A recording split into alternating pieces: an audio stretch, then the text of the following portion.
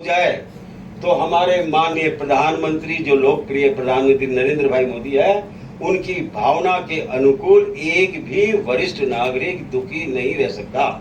जैसा कि मैंने अखबार में पढ़ा कि 70 साल से ऊपर के बुजुर्गों को अगर दवा भी उनको होम डिलीवरी घर पे उनको डिलीवरी दी जाएगी।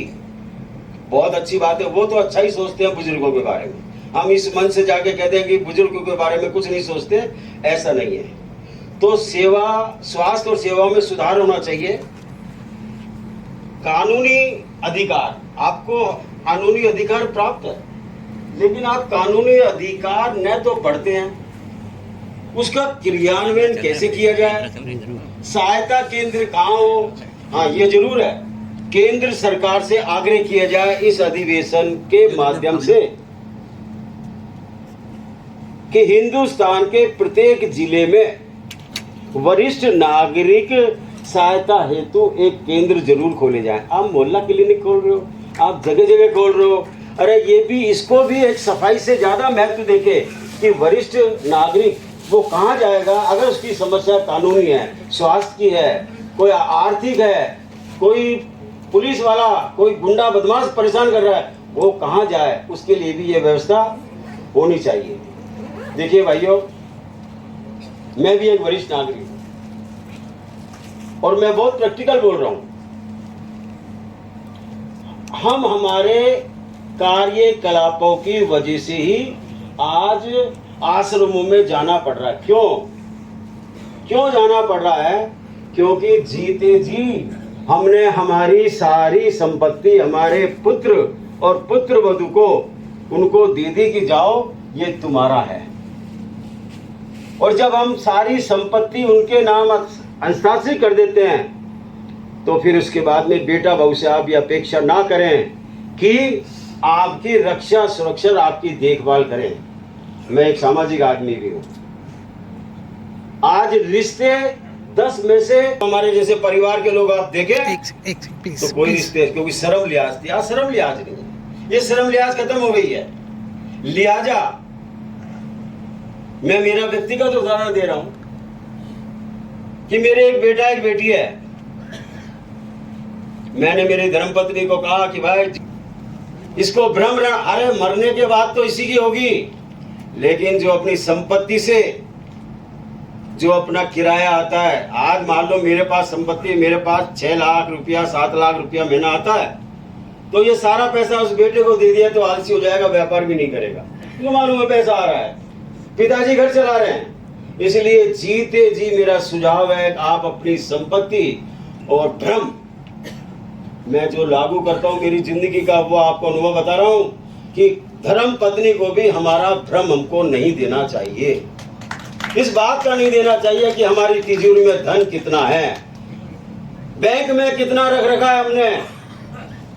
पत्नी से भी इस चीज का छाना रखना चाहिए, बेटे बहू के साथ साथ उसको भी, ताकि पत्नी भी समय पर आपकी अच्छे से देखभाल कर सके कि भाई ये इसके पास सब कुछ है, धन धान्य से भरपूर है।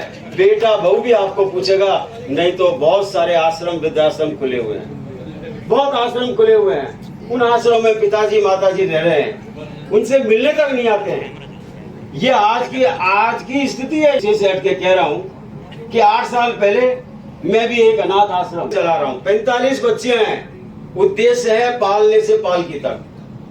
संकल्प लिया हुआ कि पालने में आएगी बच्ची और पालकी में उसको विदा करेंगे, उसकी सारी जिम्मेदारी मैं तो हूं क्या, मैं तो मात्र एक प्रारब्ध हूं। ऊपर वाले ने ये जिम्मेदारी दी है, समाज से लाते हैं, वो बच्चियां पल रही है। अगर हमें ऐसा, इस मन से कह रहा हूं, अगर ऐसा कोई वृद्धाश्रम भी है और ये कहे कि हम संचालन नहीं कर सकते, कृपया हमसे संपर्क करें, हम उस वृद्धाश्रम को चलाएंगे। पर उन बुजुर्ग बड़े भाई तुल्य, पिता तुल्य, उनको तकलीफ नहीं आनी चाहिए, आंख से आंसू नहीं आने चाहिए।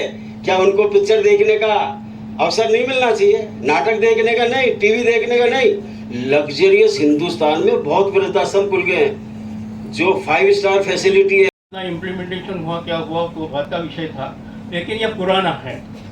पुराना इसलिए है कि 2007 में तुम्हारा सीनियर सिटीजन्स के लिए 2007 का एक्ट आया है और एक्ट और नीति आयोग के रिकमेंडेशन इसमें कोई मैच नहीं करता, इसलिए इसका पुनर्विचार हो सुप्रीम कोर्ट ने भारत सरकार को आदेश दिया था। उसके अनुसार 2011 में फिर डॉक्टर मोहिनी गिरी की अध्यक्षता में एक और आयोग गठित किया गया और वो जो नीति आयोग है उसका जो रिपोर्ट है वो रिपोर्ट 2011 के आयोग का रिपोर्ट 2014 में just on the verge of ये जो नया मोदी सरकार की स्थापना हुई उसी समय वो रिपोर्ट भी इसमें आया था। उस रिपोर्ट में भी कुछ रिकमेंडेशन थे, उसमें कहा था यही जो बातें यहाँ मैंने अपनी बताई उसी को दोहराया गया था, लेकिन और उसमें था कि सभी को पेंशन मिलनी चाहिए। डॉक्टर साहब ने अभी कहा सभी को पेंशन मिलनी चाहिए, उन्होंने किसको मिलनी, सभी जितने भी लोग हैं उनको पेंशन मिलनी चाहिए।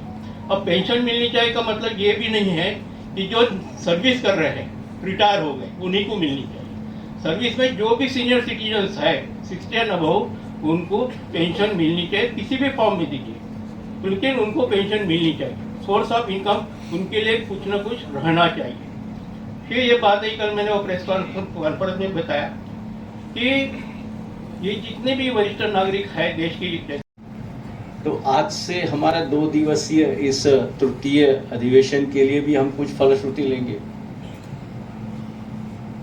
हम जान रहे हैं कि कुछ हमारी बातें भी है, कुछ हमारी मांगे भी है।